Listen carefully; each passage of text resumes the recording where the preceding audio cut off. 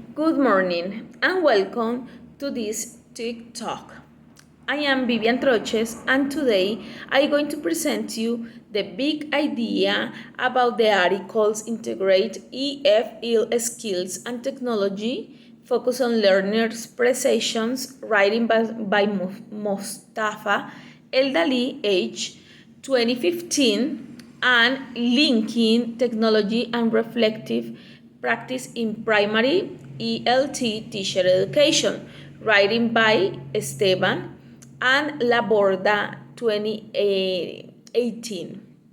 These articles talk about two very important topics that are interviewed in the classroom: information technology and micro teaching. The emergence of the information society, the result of advance in information and telecommunication technologies, has given rise to an information revolution. Politicians and policymakers constantly remind educators of their duty to introduce students to the tools of this new age. Unfortunately, however, educators are rarely given the time to feel comfortable, experiment, and practice integrating these technologies into their life and in the classrooms. Information and communication technologies are changing the face of the classroom. School value computers as a resource and has a teaching medium. Computers and other interactive technologies that provide students with visual skills and audio support offer tremendous potential and helping students develop their language skills. Unfortunately, new technologies and new ways of doing these things are often met with resistance. However, there will always be a need for computer labs and educational computing specialists within education institutions, even when computing is integrated into the entire curriculum of the educational institutions. Educators must continually be aware of the impact of technology is having on our classroom. Um, the audience must ask these questions. First, are our students engaged in learning? Second, do we place computers in the classroom as a fundamental part of teaching? And third, do students benefit when we only have one computer to use in each classroom? These questions raise several issues that need to be addressed as the use of technology becomes more persuasive and more common across the curriculum. About the micro teaching has been highly considered as a very appropriate teacher training methodology since its initial application, where it seeks to become aware of what is called educational act by experiencing their own reality, has potential practicing teachers who need to acquire the appropriate technical skills to the performance of their functions.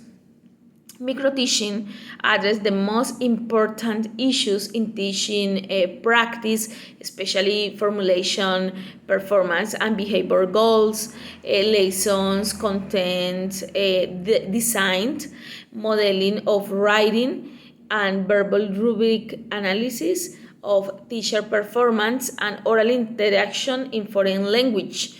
as well as self perception issues and those of others, mainly through recordings. Born in 1968 and Ferry 1983, consider that micro-teaching sections are mostly model training where there is a model transfer between a real session and a simulated one. However, to understand how these transfers works, it seems more appropriate to reflect on how how the model was first designed and implemented at Stanford University. First, the intern studies a set of specific teaching skills. The trained then attempts to apply the skills in a short lesson, usually 5 to 10 minutes, with 4 or 5 students. This lesson is recorded on video tape, and immediately after its completion, the image watches replay of the lesson. During the replay, a specially trained supervisor give the immediate specific feedback on his performance of the skills. The intern then replans the lesson and reteach it to another group of 4 or 5 students. Micro-teaching has also been linked to basic instructional skills in relation to action research, critical pedagogic, reflective teaching, and replication of action with communicative competence. Micro-teaching played a dual role as participants learn not only from their own practice as future teachers, but also from peer observation and through video self-observation. Micro-teaching is a motivated and structured practice for learning to teach. Also, watching a video about our own performance is a very successful practice because we can see our mistakes and improve them. It really helps prepare us as a future teacher. Observing others in a micro-teaching group is an insightful and stimulating experience for students.